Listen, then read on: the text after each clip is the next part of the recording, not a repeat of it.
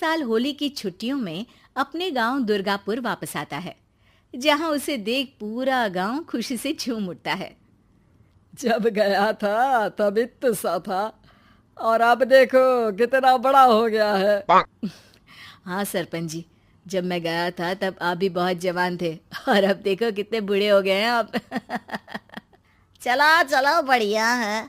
बच्चा घर वापस आ गया। इसी खुशी में आज रात पार्टी होगी। क्या बात है, गांव में भी पार्टियां होने लगी। वैसे अगर पार्टी की बात है तो आज क्यों सीधा होली पार्टी करते हैं। होली पार्टी की बात सुन चहल पहल में अचानक सन्नाटा छा जाता है, जिसे देख मनोज को कुछ अजीब लगता है, लेकिन तभी सरपंच बात पलट देता है। अब बहुत देर हो गई, चलो सब अपने घर चलो, पार्टी के बारे में कल सोचेंगे।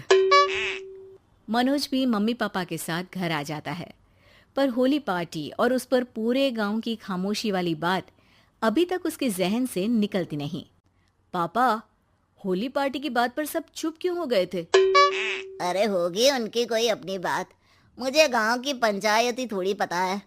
थक गया हूँ, चलो सो जाते हैं, कल बात करते हैं। पापा की बात मानते हुए मनोज भी सोने चला जाता है। आज तो छुपा लिया, लेकिन हफ्ते बाद जब होली का दिन आएगा तब इसे कैसे रोकोगे? अगली सुबह सूरज के साथ ही मनोज भी गांव घूमने निकल जाता है, जिस पर रास्ते में उसे अपनी ही उम्र के कुछ लड़के भी मिलते हैं, जिनसे दोस्ती कर अब वो उनके साथ घूमने लगता है। इसी तरह कुछ दिन बीत जाते हैं और होली नजदीक आने लगती है। दोस्तों, होली में 4 दिन ही बचे हैं, पर गांव में उसकी कोई तैयारियां क्यों नहीं दिख रही? क्योंकि यहाँ होली नहीं मनाई जाती। अरे पर ऐसा क्यों? वो राजा भूषण। अरे तुम 4 दिन के लिए आए हो, क्या इतना सोच रहे हो?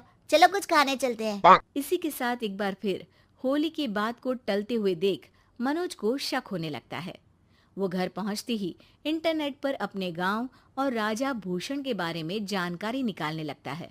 क्या? मुझे आज तक ये नहीं पता था। ऐसा कैसे? किसी ने मुझे कुछ बताया क्यों नहीं? सारी जानकारी लेने के बाद मनोज गांव वालों या अपने मम्मी पापा से कुछ पूछे बिना खुद ही उसकी सच्चाई के बारे में छानबीन करने लगता है, जिसके चलते वो राजा भूषण की हवेली में पहुंचता है। वाह, क्या हवेली है यार। पर क्या यहाँ सच में कोई भूत है?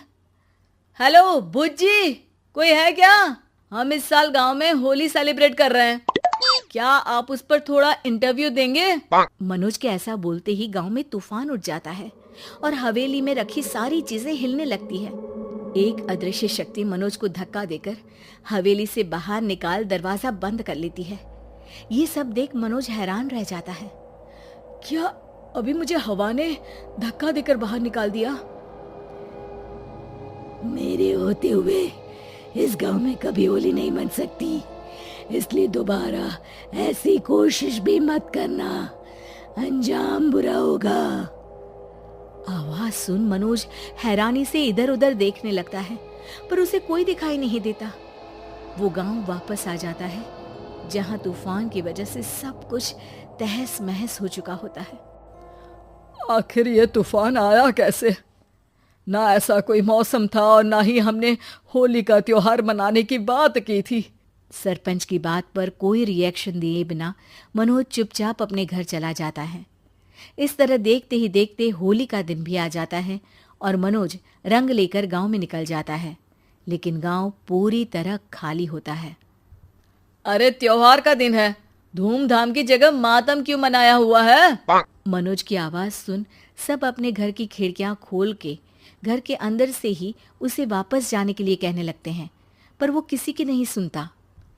तुझे पहले भी समझाया था, अगर होली खेलने की कोशिश भी की तो अच्छा नहीं होगा। अरे बात मान लो बेटा, तुम्हें सच नहीं पता। मुझे सब पता है। सालों पहले इस राजा ने एक अंधविश्वास फैलाया और आप लोग आज तक उसे मानते आ रहे हो।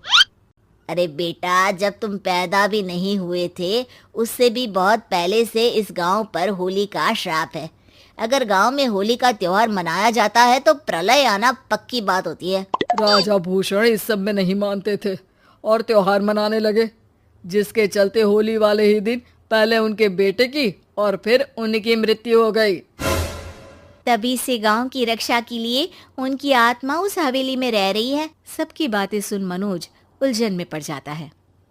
सोचना भी मत मनोज, अगर तुमने इस परंपरा को तोड़ने की कोशिश भी की तो उसका परिणाम इस गांव और गांव के लोगों के लिए अच्छा नहीं होगा।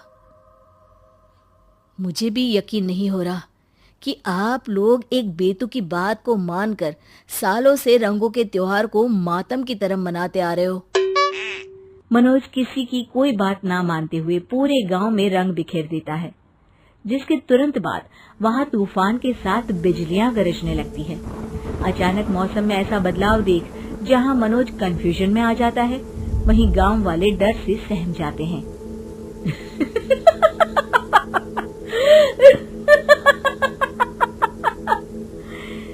इस लड़के ने हमारे जैसे सिर्फ अपने स्वार्थ के लिए नहीं बल्कि पूरे गांव की खुशियों के लिए यहाँ होली मनाई है, जिस वजह से अब इस गांव पर होली का श्राप टूटता है। ऐसा बोलकर राजा का भूत वहां से गायब हो जाता है, जिसके बाद गांव के लोग धूमधाम से होली मनाते हैं।